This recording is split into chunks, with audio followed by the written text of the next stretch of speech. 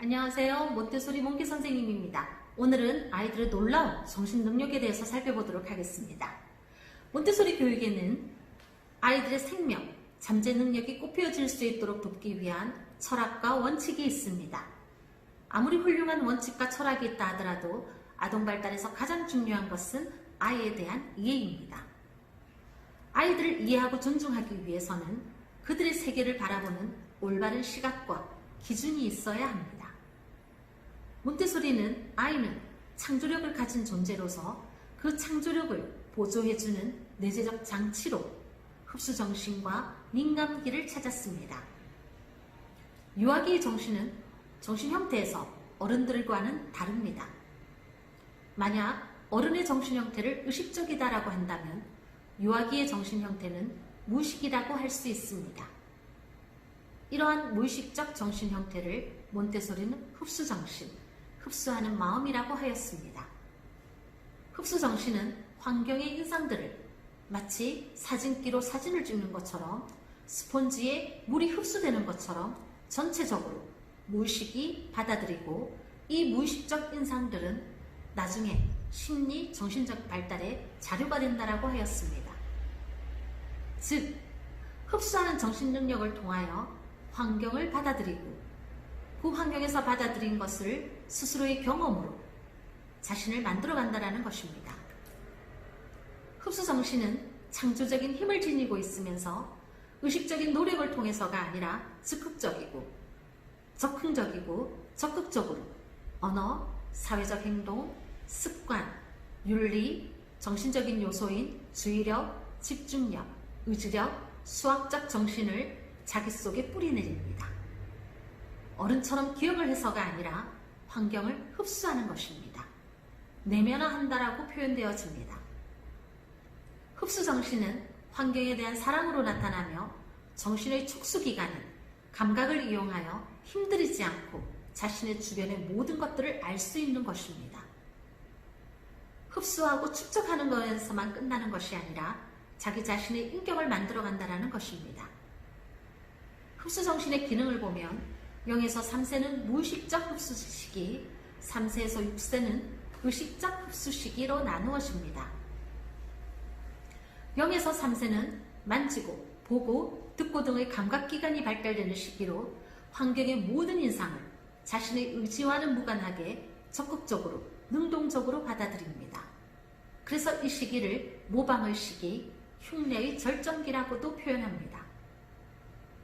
3세에서 6세는 의식적인 단계로 유아는 계획적으로 환경과 상호작용하며 좋아하는 것을 직접 해보고자 하는 의지가 강하게 나타나며 무의식적 흡수정신을 통해 경험한 것을 더 정교하게 의식적으로 이해해 나가는 단계입니다. 이때 교육적 배려는 흡수정신에 대한 이해와 더불어 그것이 완전히 작동될 수 있도록 도와주어야 합니다. 무엇을 도와주어야 하냐면 아이들이 경험한 것을 자신의 생각, 자신의 의지, 창조력을 덧붙여 미래의 자신을 만들어갈 수 있도록 존중해 주어야 합니다.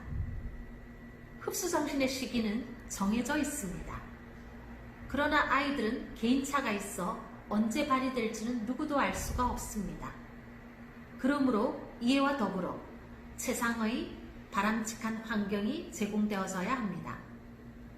많이 보게 하고 손을 사용해 많이 만져볼 수 있도록 하여야 합니다. 그리고 완벽하게 흡수될 때까지 반복할 수 있는 자유를 주어야 합니다. 어떻게 행동해야 되는지에 대해서도 도움을 주어야 합니다. 너는 잘 하지 못하니까, 너는 미숙하니까 어른이 대신해 준다는 것과는 다릅니다.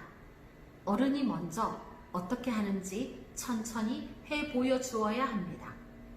그리고 즐겁게 보여주어야 합니다.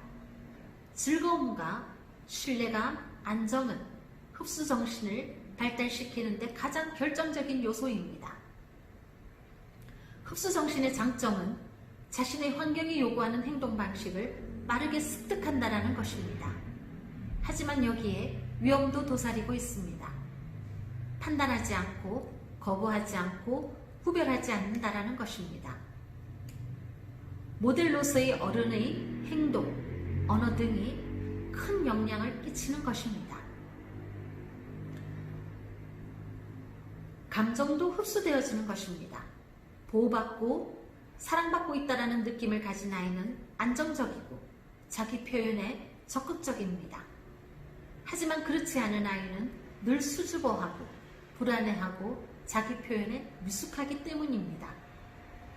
또한 어른의 행동에도 질서가 있어야 합니다. 외부의 질서는 내면의 심리적 안정에도 영향을 주기 때문입니다.